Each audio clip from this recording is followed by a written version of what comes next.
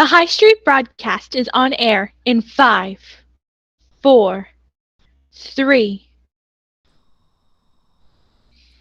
The High Street broadcast performed virtually for a live audience from the beautiful Conejo Valley, California, featuring the talent of the Newbury Park High School Theater Department, both performance and technical theater artists. I'm your announcer, Larry McLawrence. And now, guess who's turning 30? Devlin Connors! Thank you. Thanks, Larry. Good evening, and welcome to the High Street Broadcast, episode 30! I'm Devlin Connors, your host. The High Street Broadcast is a variety program with music and comedy set in the framework of an old-time radio show. Well, we are so glad that you could join us tonight to help us celebrate such a landmark event. 30 hours of love and laughs, and Larry, what are you doing? I'm wrapping a present for you, Dev. Happy 30th!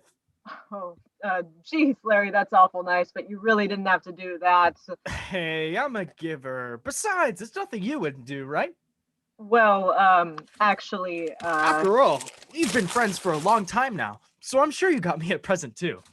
right, I didn't want to look like a fool by not having a gift for you too. I mean, imagine that. Me standing here in front of everybody with egg on my face because I wasn't thoughtful enough to get something for my best pal. egg, huh? Here you go, Dev, old buddy. Criminy. Well, folks, while I go search for a napkin or towel, why don't we get things started with a little song called Jezebel? Hit it.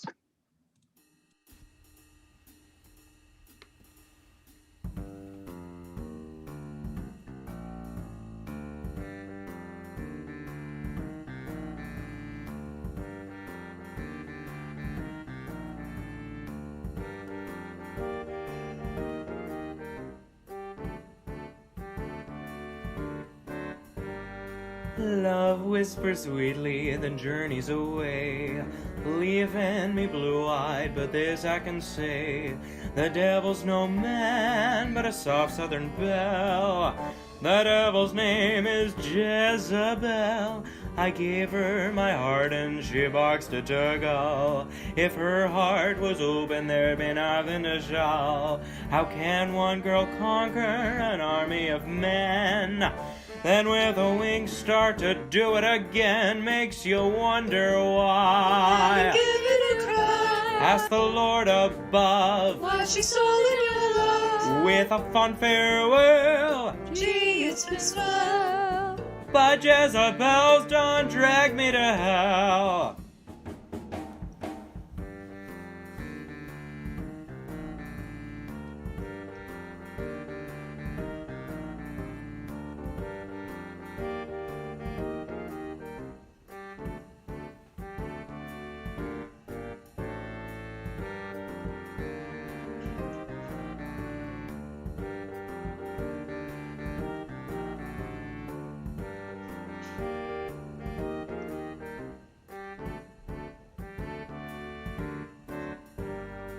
Baby, just maybe I'll stay true to you.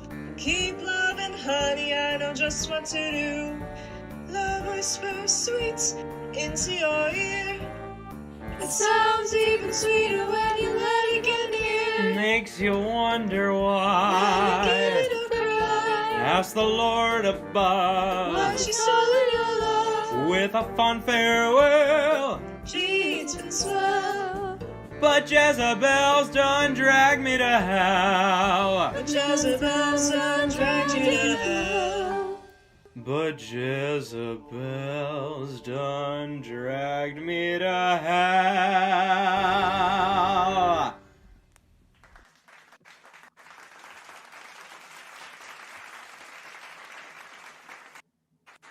Thank you so much to Grace Rebby, Gus Gress, Gia Saputo, and Stephanie Zager. That was a wonderful song.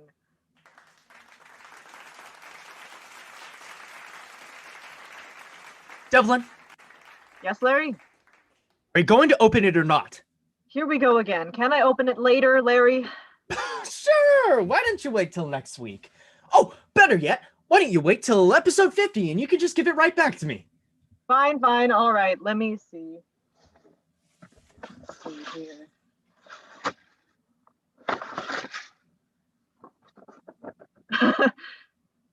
I don't believe it, Larry. What, you don't like it? It's not that. It's just that out of all of the things that you could have possibly gotten me, you had to go out and get me a cake cutter. It goes with my gift for everyone else. You baked a cake? It's not just a cake, Dev. It's 7 tiers of confectionery bliss, as I like to call them. Tears of joy. I'll go get it right now. Wait. You said 7 tiers? 7 tiers? How big is that exactly? I don't know. Maybe 6 or 7 feet around? 10 feet tall? It's just outside. Whoa. Maybe we should wait. I don't think that we've got the room for that on stage. Oh, you could downsize the band. No, Larry. Well, you could sit off stage. No! You're probably right. It's probably better to bring it in at the end, huh? I think so.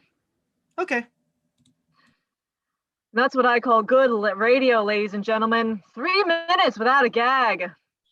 Maybe we should eat the cake, Dev. Hey, oh, that actually reminds me.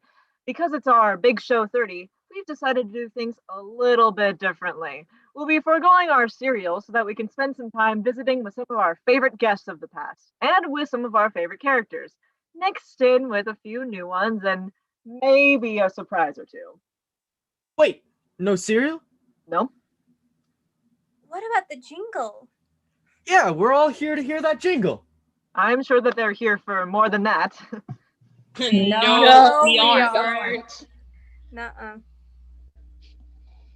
All right, then. How about we do it to get into our first sketch, huh? As long as it's in there, I guess it's all right.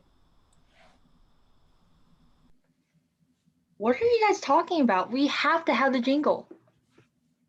Very well, then. What are we selling tonight, Larry? Well, Dev, tonight's sketches are brought to you by High Street Coffee.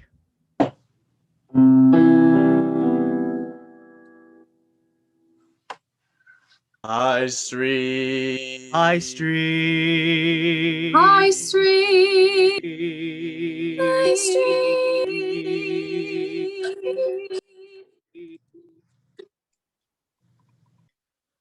Ladies and gentlemen, we interrupt this program to bring you a special news bulletin from Ventura County Public Radio. Professor Beckwith of the Mount Wilson Observatory reports observing several explosions occurring at regular intervals on the planet Mars. Beckwith reports that the explosions appear to be some sort of incandescent gas traveling towards Earth with astronomical velocity. We now return you to the High Street broadcast for more of their zany fun.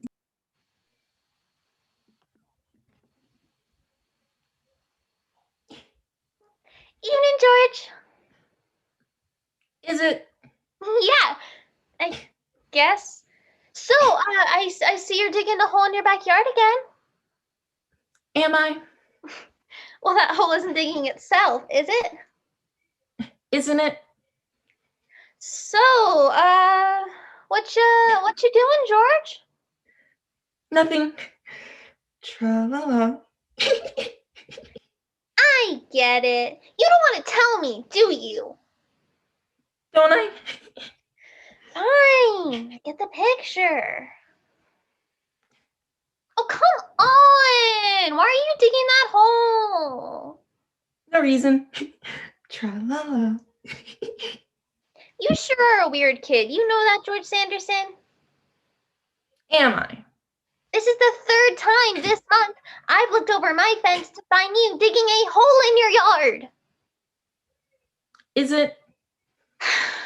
So what are you burying? What do you mean? Are you ever gonna answer me? Answer what? What are you doing? Nothing. Tra-la-la. I'm leaving. Are you? Yes. Really? No. I gotta know. No what? what you're up to. What do you think I'm up to? You tell me.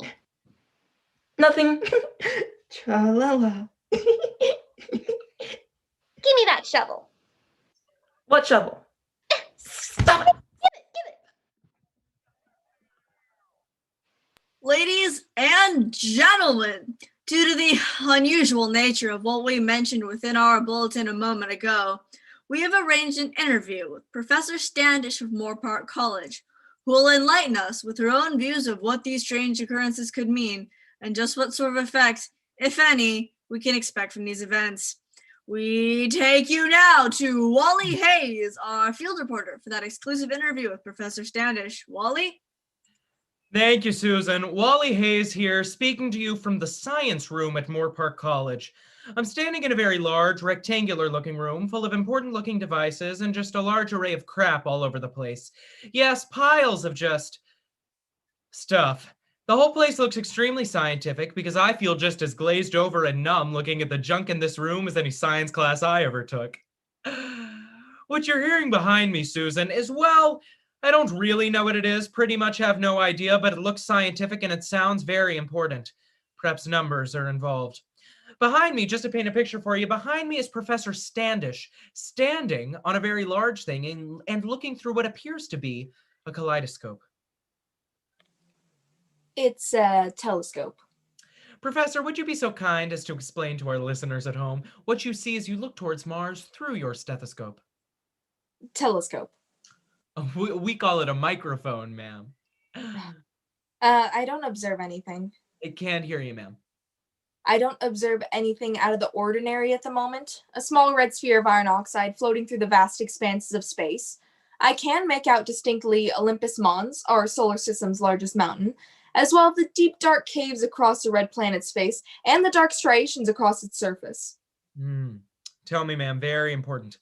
Any little green men? No. Any purple ones? No. No stretching of the oldies or Tom Cruise focus groups happening up there? Afraid not, but it is interesting to note that Mars is now floating in opposition at about 56.4 million kilometers. Well, it appears that nothing of any interest whatsoever is happening with Mars tonight. Maybe explosive gas is just that. We all get it from time to time.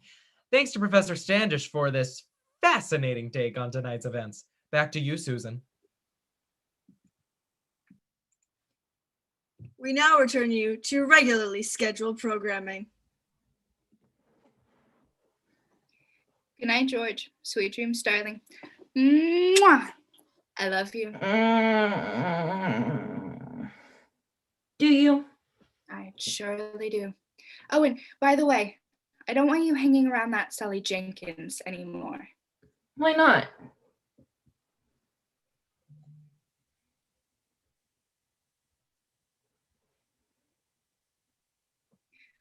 Well, a few minutes ago, I had to go let the dog in for the night. She must have been at it for hours. Was she?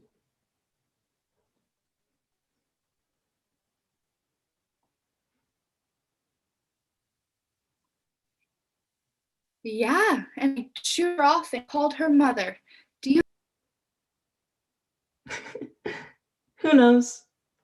Well, good night, sweetie. Lights out. Tra-la-la.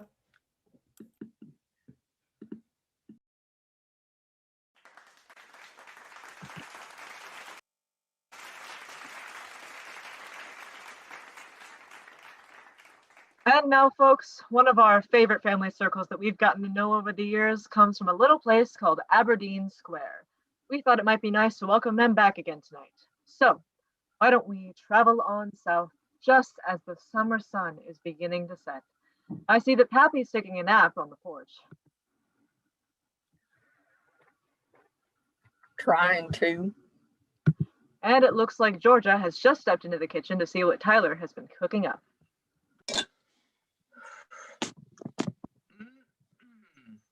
Oh yeah, that is some sweetness there. Sweet as a southern peach dropped in a honeysuckle bush. Hey, Tyler, what you making? Oh hey, Georgia. Close your eyes and give this a sip. What is it? Ain't gonna tell ya. You gotta try it first. It ain't spicy or nothing, is it? I just brushed my teeth. Now, why you brush your teeth at nonsensical times of day? Do you rather I walk around with old yellow or rotten ones? Yours will probably fall out. That's why the good Lord invented soup, Georgia. No bother Pappy none. He's still got a couple. Just give it a sip. All right. Wow, Tyler. I ain't never tasted anything like it. What is it? Tyler sweet tea. I've had sweet tea before, but nothing like this. Know why? Because I put my raw sugar cane in it.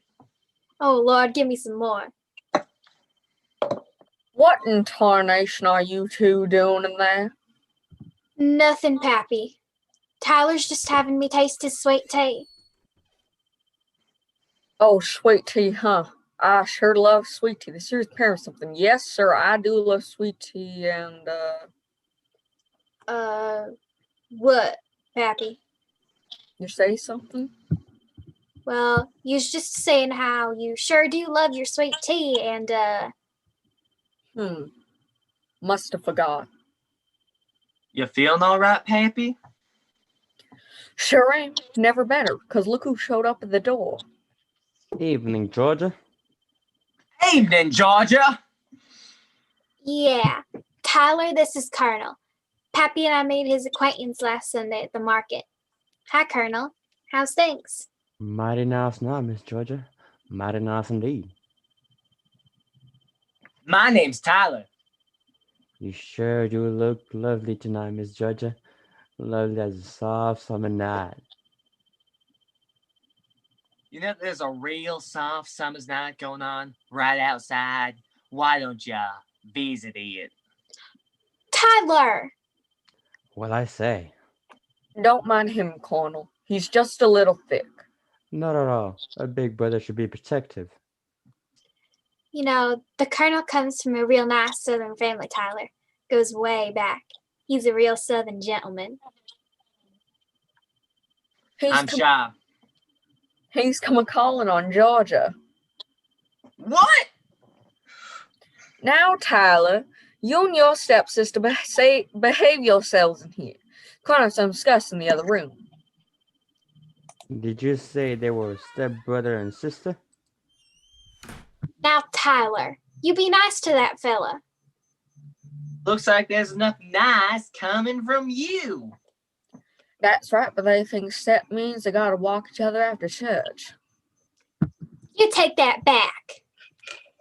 Ow! Take it back. Get off me! I see. Ow, stop pulling my hair, Tyler. You'll get to see she's a real nice girl. Get back here. Oh, why'd you do that? You hurt? No. How about now? Why you? Heavens. Maybe I better go check on them. You're sure they don't know they're blood related? Sure. Why? Well, the way they're rolling like that kind of look like they figured something out. Hey, Uncle, say it. Uncle. Hell, even I'm not that Southern.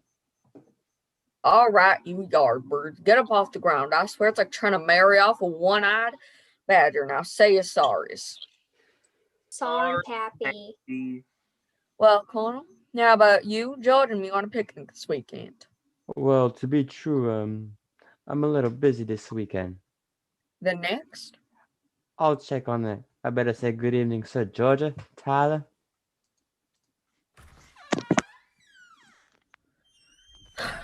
Her last we'll see of him. I'm real sorry, Pappy. Don't be it.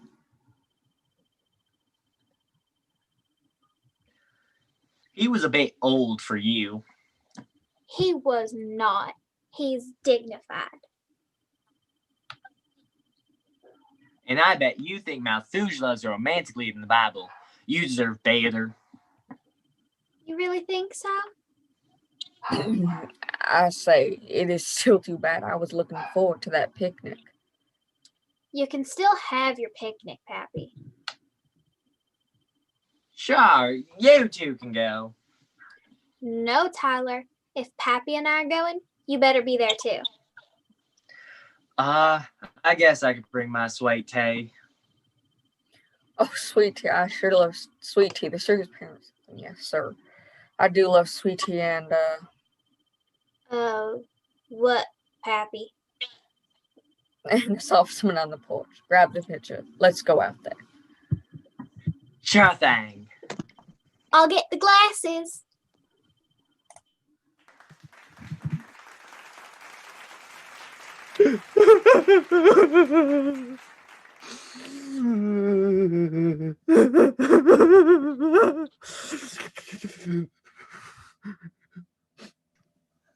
You all right, Larry? Jeez. I can't help it, Devlin. I just love that family. Well, you don't have to blubber about it. Can we get Larry another tissue or something before he blows out his mic? You take that back, Devlin. What? I am not a blubberer. Are you kidding me? You blubber so much, you're like the Prince of Wales. Hey, you take that back, Mr. Leprous on hair. Barbara Streisand lover? Oh, she's I an can't amazing believe woman. you. You, I put up yeah, with pull three your hair episodes and out. I never get. Ladies and gentlemen, here's the latest bulletin from Ventura County Public Radio. Professor Beckwith of the Mount Wilson Observatory reports a total of 3 explosive bursts of gas on the planet Mars, followed by one itsy bitsy poof between approximately 7:15 and 7:20 p.m. Now, a bit closer to home, we have received news that an enormous burning object has fallen outside a farm in between Camarillo and Oxnard.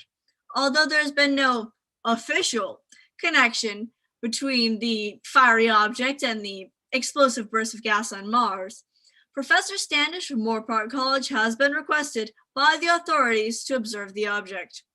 We take you now to our field reporter, Wally Hayes, who has accompanied the professor to the location of the fallen object. Wow, Susan, it is crazier than banana pancakes out here. It's like a farmer's market, and the only crop this year is fear. It is written all over the faces of the 3 people I have standing with me. Of course, I'm maintaining a respectable calm as in accordance with my noble charge. It's that kind of broadcast journalism, award-winning resilience that I've seen many times with my students for several years already. And boy, do I feel that tonight. This is big, Susan, really big. Am I right about 50 yards or so? You're still spewing smoke from the inside. In the crater, I can only see the rest of some enormous object, large enough to house something like a giant plastic spider out of a colossal supermarket quarter machine, or maybe if I were to purchase a tremendous pair of pantyhose. It looks like an egg. The guy standing next to me says it looks like an egg. Who are you? What's your name? My name is... Into the mic. My name's Carl. Open your mouth. Speak up. Pardon me. Speak up and come closer.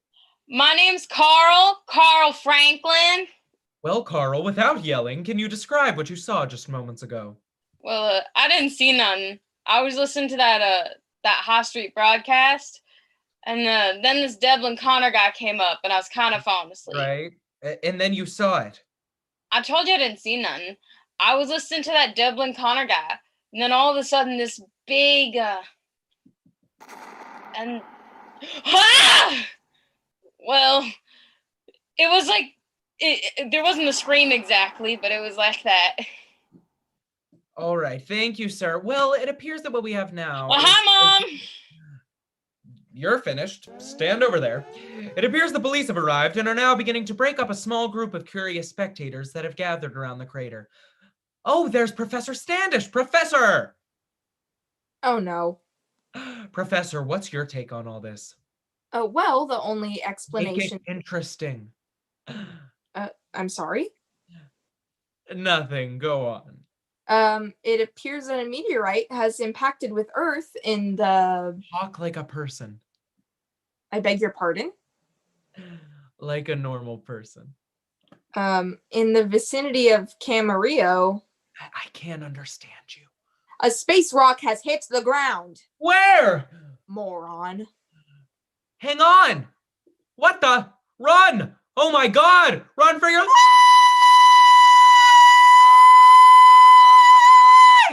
Okay. I've taken a new position in order to not report like a frightened schoolgirl. It looks like something has chipped off the top of the giant egg rock. Probably not as big of a deal as first suspected, but you never know. Fear gets people moving, folks, and that allows the authorities to approach without obstacle. I'm happy to report that I've successfully gotten the people away from the crater, and now...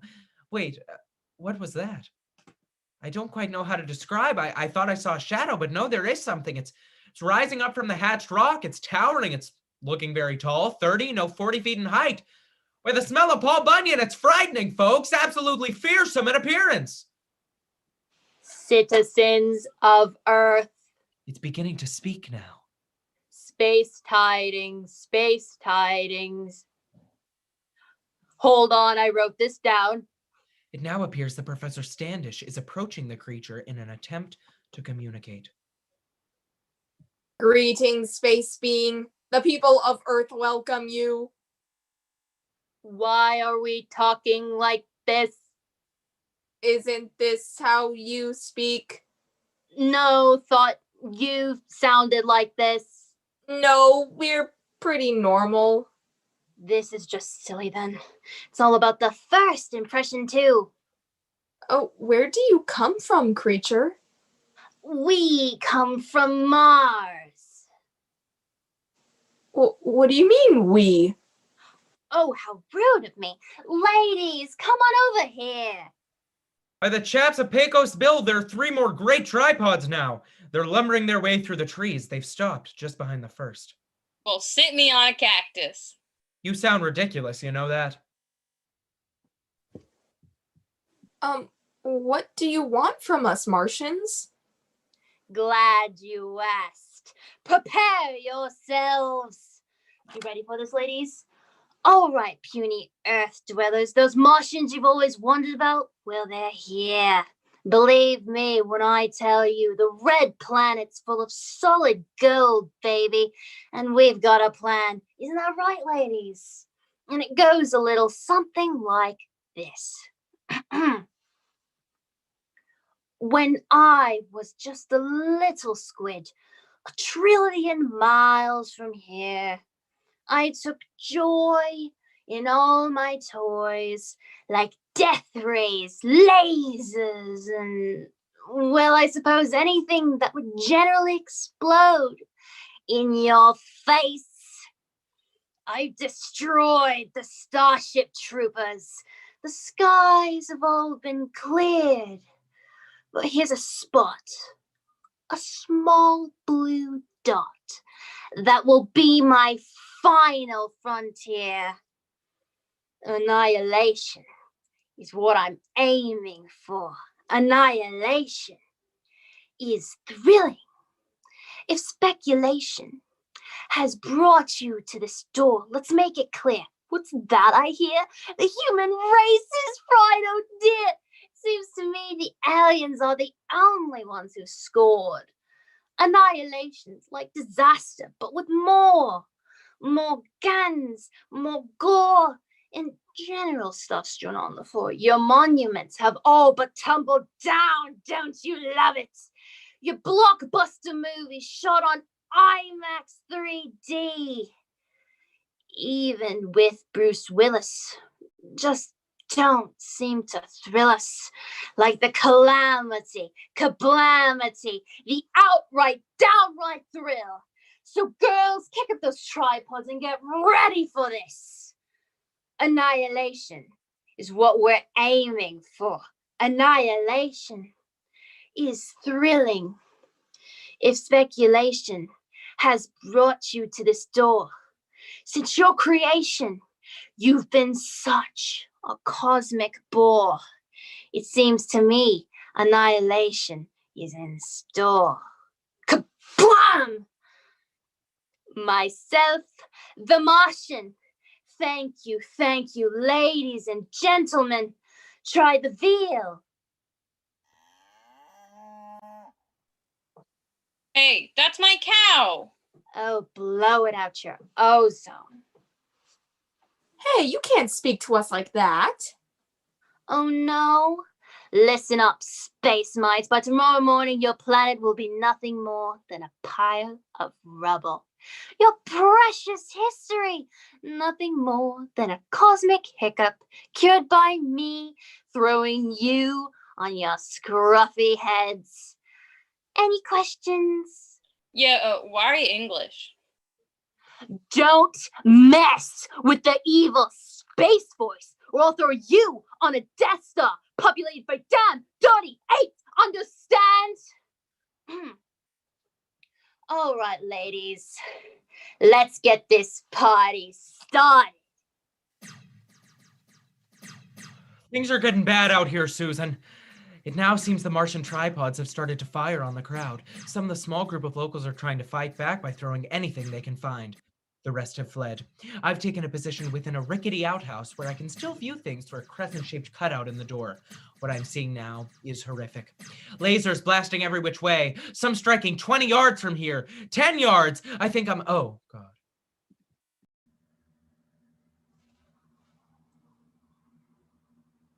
Larry finally gets a song. You can hum it all night long. Oh, happy day, let music play, 'cause you love it.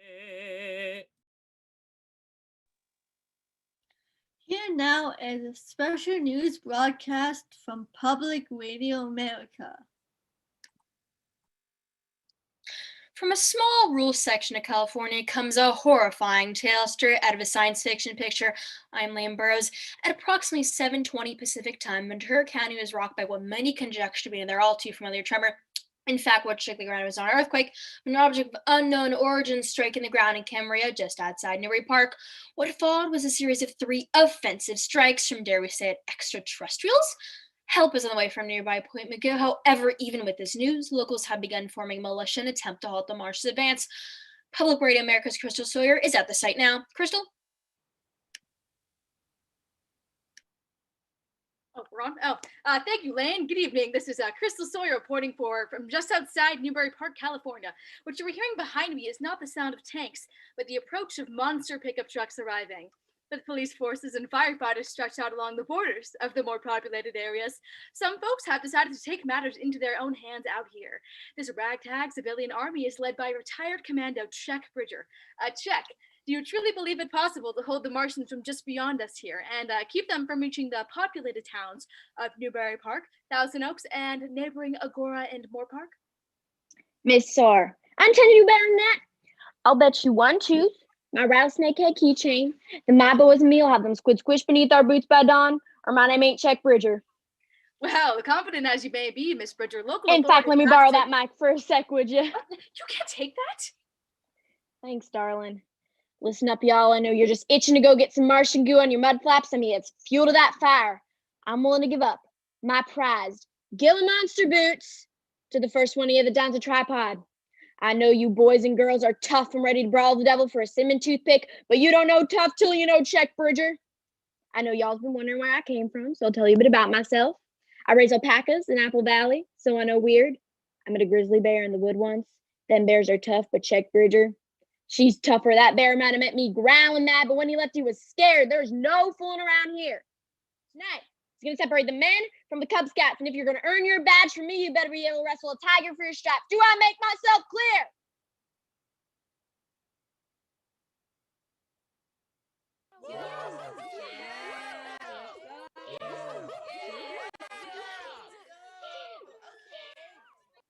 Now let's go see what the Martians look like when they're inside out. Wow, well, I'm speechless. There is certainly a great deal of jocular energy rolling around this makeshift camp.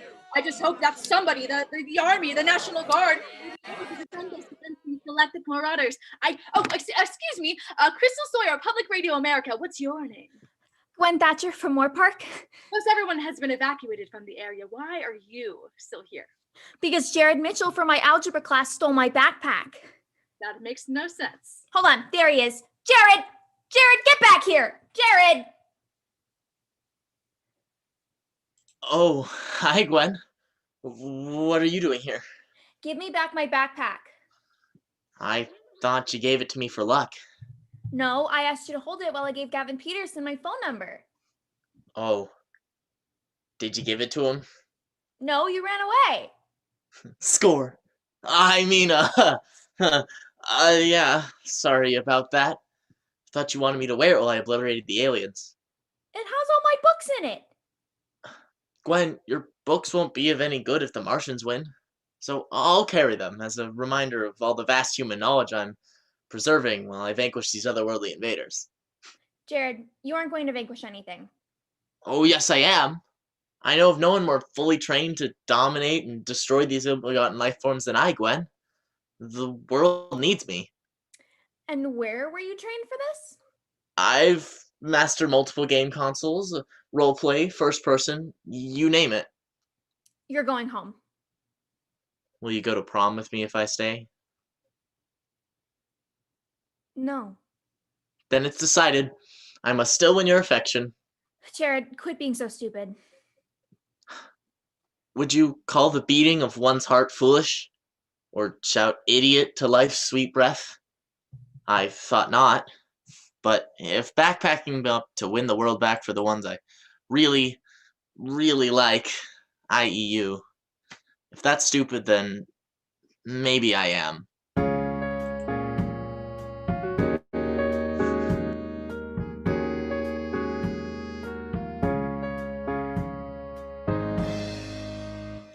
My teachers all tell me I'm a smart kid, grade A student, honor class and roll.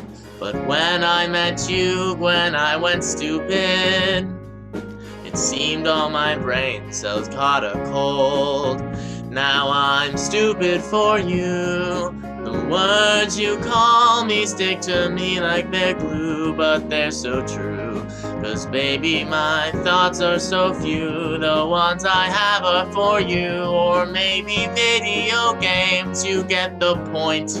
I'm stupid for you.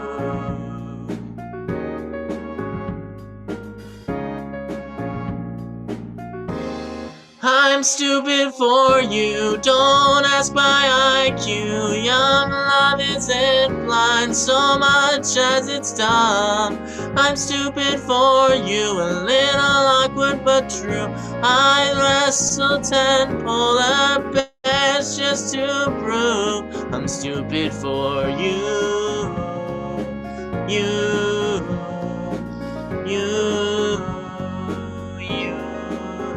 All right, that's enough.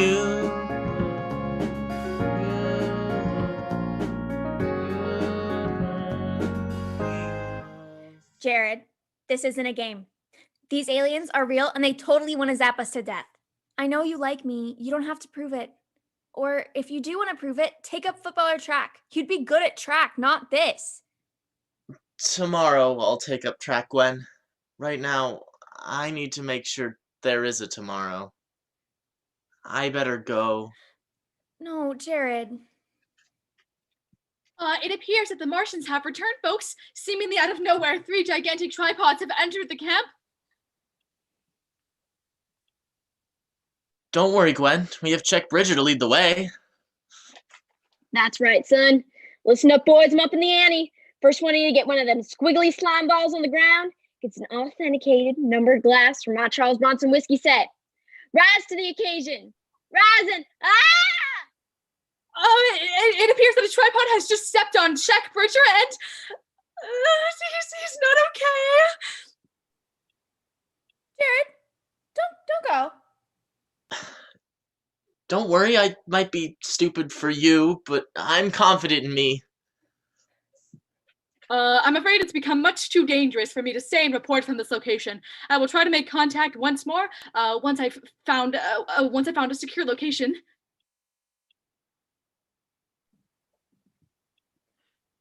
Susan? Come in, Susan. Susan, Wally Hayes here. Come in, Susan. Is anyone there? Isn't there anyone out there? Oh, give it up, reporter. UI, the woman that saved us both. We may very well be the last living remembrance of humankind on this planet. I don't believe it, Professor. We can't be the only ones. Just because we can't see anything doesn't mean we're losing. You were out there. Did we have any chance? Look, I'm going to keep recording, okay? It's my responsibility to document this. They have weapons far more advanced. Wally Hayes here, reporting from inside of a small, wood-framed home deep in the hills of Sycamore Canyon. They're dauntless in their only aim, and that is to annihilate the human race. There's a fire going, producing the only light in the room. Professor Standish sits in an armchair next to the fireplace. I'm positioned next to the window. Outside, twilight falls over the countryside. It seems so peaceful. Did tonight's events even happen? You see any people? We're pretty far out from town now. Did anyone answer when you called over the radio? No, but that doesn't mean that no one's going to... Dylan, tough spot I pulled you out of. Thanks again. Being stuck in that outhouse really stunk. Bad joke, kid. What was? Never mind. How did you manage to save us both anyways? Motherly instincts, mister. Oh, I never had a baby of my own, wrapped in swaddling clothes, baying out life's desire and across the bitter Santa Anas. No, I just got some dogs and horses. But them's babies too. Them's mama's babies. Have you ever felt as strong as a three-fisted thumb wrestler in a gibbon cage? No, not really. Can't say I have. Well, that's how I felt when I saw you both weathering in the trembling grip of hazard. I knew I had to race down that hill, leap with wings on my heels, hold you in my soft, loving arms, close to the warm shelter of my benevolent breast. You two could use a little man up for breakfast, you know that. Yeah, I'll work on that. My name's Claire, by the way. I'm Professor Standish, and this is Wally Hayes. He's a reporter. Hey. Hey. Clara? Yeah? Clara, I must say I found myself very impressed by you. I brought you supper. Oh, thanks. I am starving. I could eat anything right now. Good, because that could be in there. You better rest up, kiddo. You too. Good night.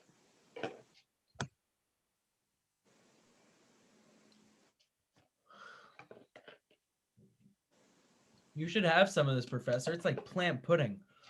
Boy, am I glad we found a really comfortable place to stay and totally unawkward, too. They're going to find us, the Martians. It's only a matter of time. They may keep us alive as pets as long as our tricks amuse them. I can fold my tongue funny. See? It's like a whistle. Unless we keep moving. Or, better yet, behind them, trailing in their shadow, perhaps we can survive then. Think of it, reporter. A world where the rules are mine. No reality TV, no fast food chains, no cubicles or shift supervisors, no government bickering, just me in a world of meanness. The Martians are cleansing the planet so that I can lead it toward a new beginning. A world where I am queen. I will call it Standish Land. Good name. We will start anew. Say it, reporter. We will. We will. Start with passion. New. We will start anew. Sleep well, reporter. Tomorrow you, me, and that Lady Clara welcome an Earth reborn.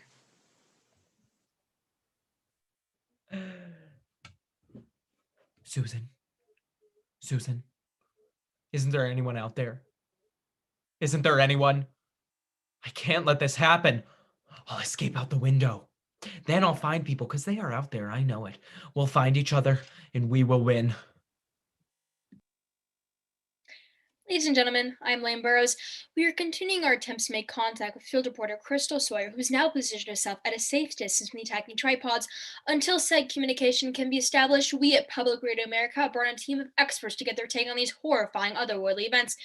Here with me tonight is Deadly Van Tanker from Cable Television's Galactic Channel. Ready for some science friction, Lane? And Harriet Carbuncle from the Roswell Center for Contact Analysis and Probe Retrieval. No probe, too big, Lane. Thank you both for bringing your expertise to the forum tonight. So my first question, Martians?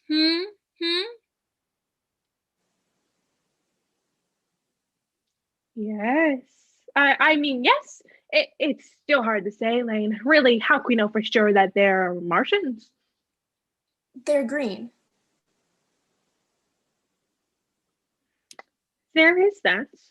However, I don't think, and I could be proven very wrong, but I don't believe we've proven yet that they're even from outer space. They can really be from anywhere. Buellton. Yes, but how else would you explain? Lane, the Galactic Channel has had many folks on scene for much of the night. I'm talking about trained television alien hunters who have spent multiple seasons seeking nothing but the truth. They couldn't find anything. Or did they? The Galactic Channel. Check their local listings. But conjecture me this. Say there are Martians, or any type of space being for that matter. Is there any chance of reasoning with them? If so, what's the first thing to approach them with? Greetings. Dudley? Greetings is of the standard opening. Salutations. That too. But through diligent research. Mr. Lane Burrows. Yes? Did you know that one kind of alien will greet you shortly? Oh, what kind is that? A little green man. Your thoughts, Dudley? Take a look at this, Lane. Just for the sake of the arguments, I'm going to show you two pictures. One depicting a beached Humboldt squid. Here it is. Very beached. And a blurry image of what has been lumbering around Conejo Valley for much of tonight. Can you spot any difference between the two? Oh, a plant. Yes, there was a plant in that picture. One looks like a squid. Oh, and it appears we reestablished contact with a field reporter on the scene. Thank you both for coming in tonight. Thank you, Lane. Roswell, that ends well, Lane. Probably. We take it back to Crystal Sawyer. Crystal? Hello, Lane. I'm going to have to speak very quietly right now. A small group of people, including myself, have found refuge in an old broken down barn. It's right outside. Oh, okay. Everyone remain calm. It appears that there is a tripod searching around just outside the barn door. I believe it's hunting for survivors. If you can all just keep quiet and... Oh, Carl. I'm sorry. I'm a nervous laugher. I think it's leaving now. It is. It's beyond the tree line. It's these moments that keep everyone locked in fear. We've been hiding in here for what seems an eternity, and this is the second tripod to return to the area since we've arrived. Obviously, we have no idea what's happening outside of Sycamore Canyon, but we can only hope that humankind is fighting and defeating the aliens elsewhere. Does anybody have the time? What does it matter anymore? It could be time for supper. We'll be lucky if we ever eat again. You mean we'll starve? Either that or I go outside and get pulverized. Parents must be so worried. Yeah, if they're... Don't, okay? Gwen, I promise we'll get you home soon. I hope Jared's all right. Why didn't I stop him? Well, you tried. All you gotta do is go to prom with him. Really? Oh, man. That's enough! Gwen, where are you going? I'm tired of hiding and doing nothing. There's nothing that we can do right now. I'm gonna update the status on my phone. Oh my god, the aliens are everywhere, lol. I wasn't nervous, lol. Right now, we just need to keep you all safe and quiet. This barn won't keep us safe for long. Then we'll find someplace else. OMG, someone lacked it. Carl! Why is your phone the only one that works? Because it's special. At least your phone's smart. Stop it! All of you! This could be the end of the world, and this is what you think about? That and supper. Ugh! It's okay. They're just scared like we all are. But that's just it. These squid things are winning in their stupid tripods because we're all too afraid to stop them. And what exactly are we supposed to do? Fight? Yes! We'll lose. You don't know that. And if we do, at least we'll have tried. Right now, we are handing them this world by doing nothing, and that is not good enough. We have too much history, too much family and love, too many hopes and dreams not to stand up to them. Let's be brave tomorrow. I'm frightened too, Carl. Look, I just realized something. Jared was right. Tomorrow we can be brave. Tomorrow we can be lots of things. But right now, it's up to us to make sure that there is a tomorrow.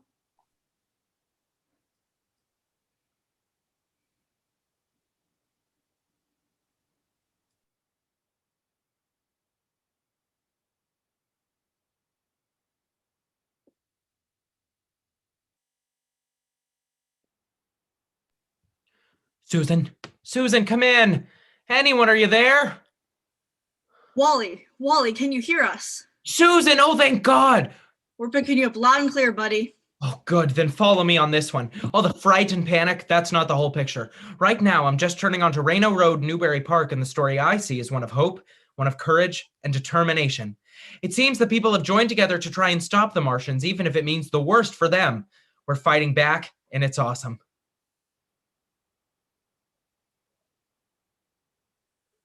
Well, that wasn't so awesome. Oh, gosh. Hang on, I need to find a better location. All right, there. I'm now climbing up the back of the theater at the school. Lord, that is the biggest cake I've ever seen. All right, I'm almost to the top.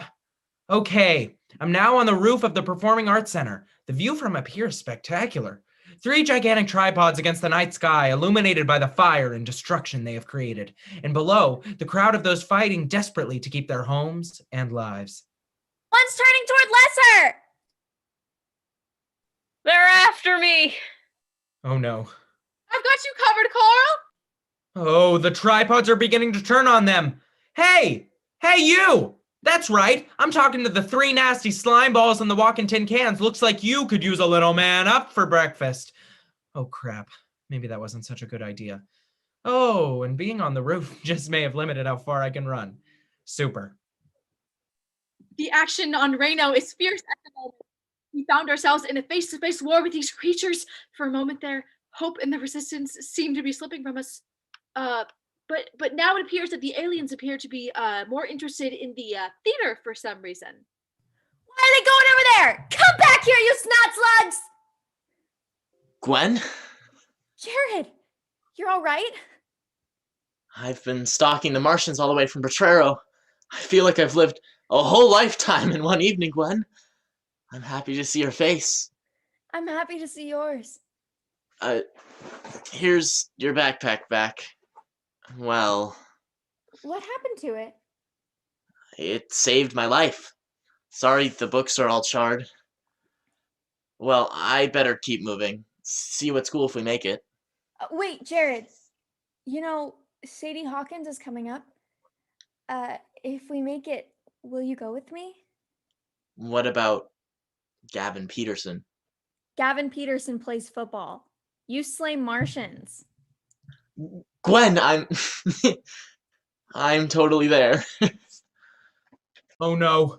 Oh no, stay back! The Martians are getting closer. I think I've reached the end here, folks. I'd like to just quickly say that, well, wait a minute. Something has captured their interest. They're going crazy. What is that? Oh, Susan. It appears to be that cake. The Martians have gathered to feast on the giant cake behind the theater, and it seems to be poisoning them. They're dying, Susan! They're dying! It must have been a brilliant trap. Well, whoever it was who devised that, I hope they know it worked. Everyone, the world is saved! Ladies and gentlemen, it appears we have received outstanding information. It now looks as if we will have weather, and it seems certain there will be news to report. Because the top story tonight, Earth belongs to the human race. I'm Jack Susan. We now return you to your regularly scheduled programming.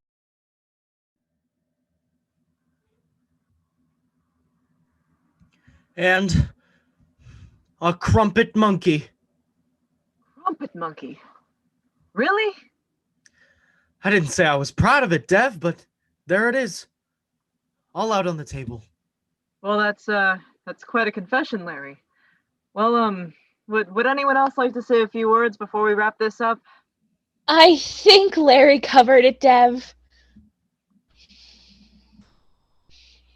Well, I couldn't have said it any better myself. Me neither. well, I for one am sure just glad that we got that on tape. That was really something special, Larry. Gee, thanks. I love you guys. You know, everybody, I think tonight's show has truly changed my life. Well, if I got anything from it, it's that I'm never going streaking on the 4th of July. Oh, yeah. Oh. Well, how about this for a big finish, Larry? Do you want to go get that cake? Oh, yeah. I almost forgot. I'll be right back. I heard so much about this thing. It'll be finally nice to see it. Well, he did say that it was from an old family lore. Well, he did say it was from an old family recipe. Oh, no! What's the matter, Larry? It's gone! What do you mean? Someone ate it all! All 90 pounds of it? Yeah, and all that's left is some frosting and this slimy tentacle.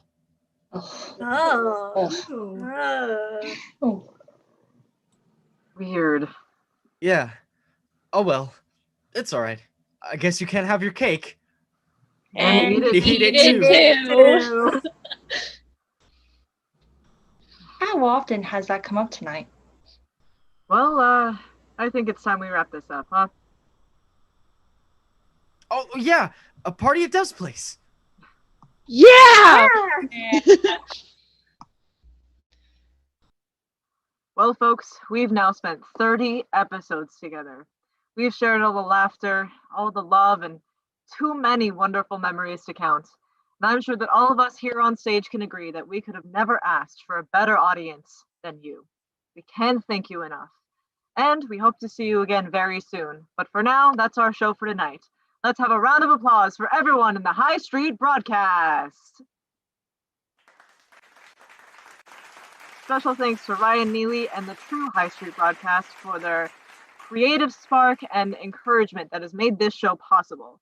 Thank you to the NPHS tech crew, the NPHS theater booster parents, the admin, faculty, and staff at Newbury Park High School, and of course, our amazing audience. We can't thank you enough, and we hope to see you again very soon. But for now, I'm Devlin Connors, and may love and luck follow you straight out of here.